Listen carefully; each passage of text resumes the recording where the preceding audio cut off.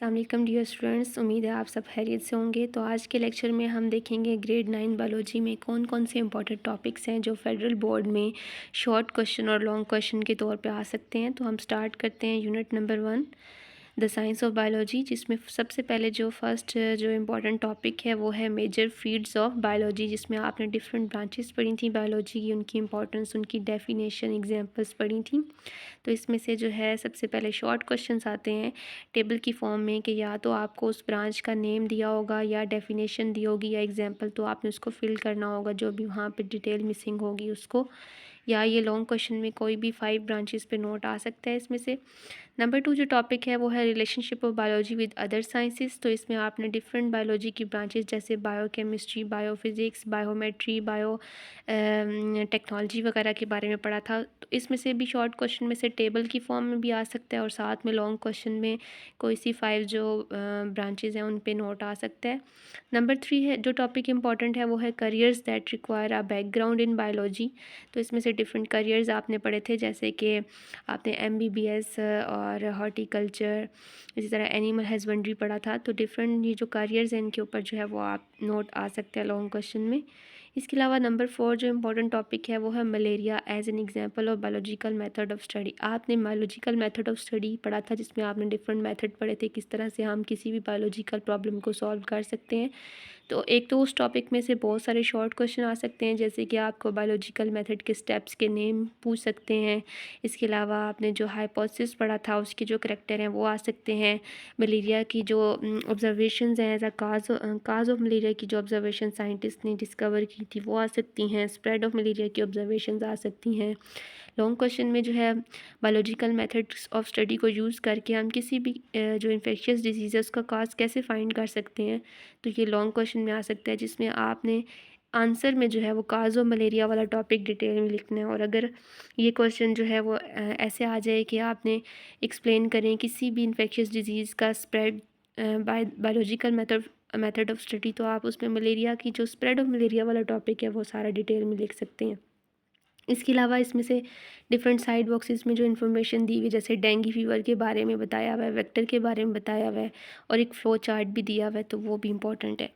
Number 2 जो unit आपका है वो है बायोडाइवर्सिटी। इसमें सबसे पहले आपको शॉर्ट टर्म्स जो हैं वो आनी चाहिए। ऑटोट्रॉफ्स क्या होते हैं, हेटरोट्रॉफ्स क्या होते हैं, और इसके अलावा जो है वो टैक्सोनॉमी क्या होती है, सिस्टमेटिक क्या होता है, क्लासिफिकेशन की डेफिनेशन आपको आनी चाहिए। क्लासिफिकेशन की जो एम्स हैं, एम्स ऑफ क्लासिफिकेशन, वो शॉर्ट क्वेश्चन में आ सकता है। लॉन्ग क्वेश्चन में 3 डोमेन्स ऑफ लाइफ आपने जो पढ़े थे, domain archaea, domain bacteria and domain यूकैरिया, उनकी डिटेल आ सकती है। किसी भी एक डोमेन पे भी नोट आ सकता है।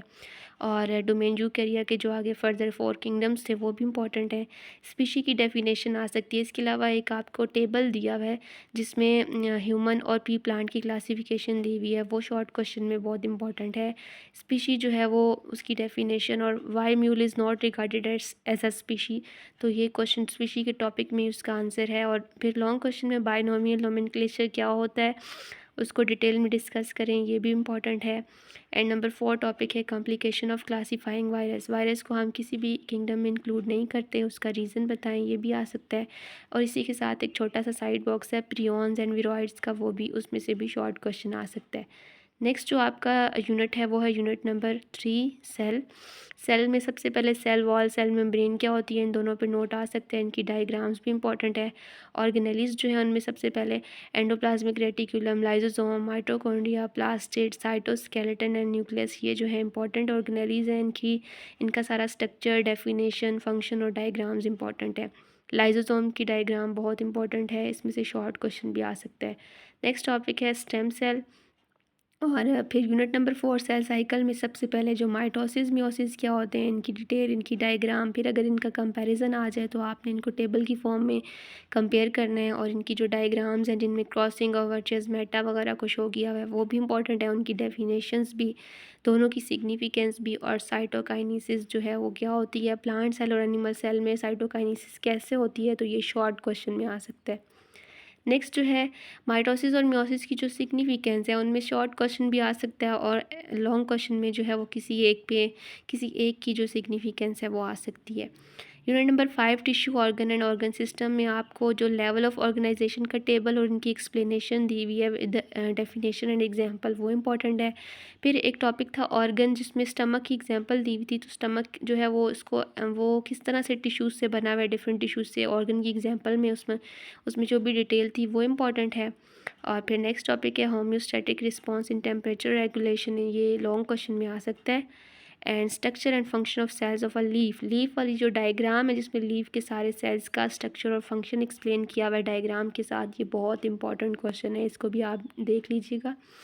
यूनिट नंबर 6 मॉलिक्यूलर बायोलॉजी में वैसे तो बहुत सारी शॉर्ट टर्म्स हैं, लेकिन अगर हम डिस्कस करें लॉन्ग क्वेश्चन के हिसाब से तो प्रोटीन्स और लिपिड्स, इनका स्ट्रक्चर, फंक्शन और सोर्सेज बहुत इंपॉर्टेंट है।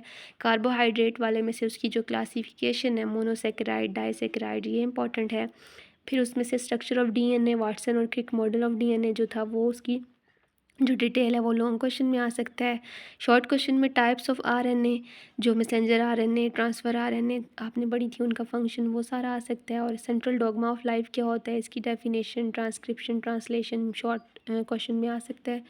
और अमाइनो एसिड का जो जनरल स्ट्रक्चर है वो भी आ सकता है। ग्लूकोज और फ्रुक्टोज का जो साइक्लिक और रिंग स्ट्रक्चर है वो भी शॉर्ट क्वेश्चन में आ सकते हैं। यूनिट नंबर 7 मेटाबॉलिज्म में एंजाइम की डेफिनेशन, शॉर्ट क्वेश्चन में एंजाइम की टाइप्स जो आ सकती हैं, एंजाइम की कोई से 3 करैक्टर आ सकते हैं। इसके अलावा कोफैक्टर क्या होता है, उसकी टाइप्स शॉर्ट क्वेश्चन में आ सकता है। फिर लॉन्ग क्वेश्चन में एंजाइम इनहिबिशन वाला टॉपिक, उसकी दोनों टाइप्स, कॉम्पिटिटिव और non competitive inhibition with diagrams, बहुत इंपॉर्टेंट है। और लॉन्ग क्वेश्चन में एक और क्वेश्चन जो इंपॉर्टेंट है इस चैप्टर में से, वो है factors affecting enzyme activity with flow charts. तो आपने ये टॉपिक भी डिटेल में पढ़ा है कि पीएच, टेम्परेचर और सबस्ट्रेट का क्या इफेक्ट है एंजाइम की एक्टिविटी पे। यूनिट नंबर 8 जो है प्लांट फिजियोलॉजी, उसमें importance of nitrogen and magnesium in plants जो है, ये आपको लॉन्ग क्वेश्चन में आ सकता है। और या तो नाइट्रोजन की इंपॉर्टेंस आ सकती है या मैग्नीशियम की इंपॉर्टेंस आ सकती है। इसके अलावा ट्रांसपायरेशन क्या होता है, उसकी टाइप्स आपने 3 पढ़ी थी, ये शॉर्ट क्वेश्चन में आ सकता है। फिर नंबर 3 में जो है फैक्टर्स कौन कौन से अफेक्ट करते हैं रेट ऑफ ट्रांसपायरेशन को, वो आ सकते हैं। अच्छा, उसके बाद जो है फिर जो है एसेंट ऑफ सैप का एक टॉपिक है, ये लॉन्ग क्वेश्चन में आ सकते हैं। इसमें शॉर्ट टर्म्स हैं कुछ, जैसे कोहेशन क्या होती है, एडहेशन, ये भी आ सकती हैं। ट्रांसलोकेशन का जो टॉपिक है लॉन्ग क्वेश्चन में आ सकता है। फिर शॉर्ट क्वेश्चन में ऑस्मोटिक एडजस्टमेंट में, जिसमें आपने हाइड्रोफाइट्स, हेलोफाइट्स पढ़ी थी, वो भी आ सकता है। नंबर 9 जो चैप्टर है आपका प्लांट रिप्रोडक्शन, उसमें से ये आपको 3 टॉपिक्स नज़र आ रहे हैं। ए सेक्शुअल रिप्रोडक्शन के मेथड एंड जैसे बाइनरी फिजन, स्पोर फॉर्मेशन, इनकी diagrams and parthenogenesis short question में आ सकता है।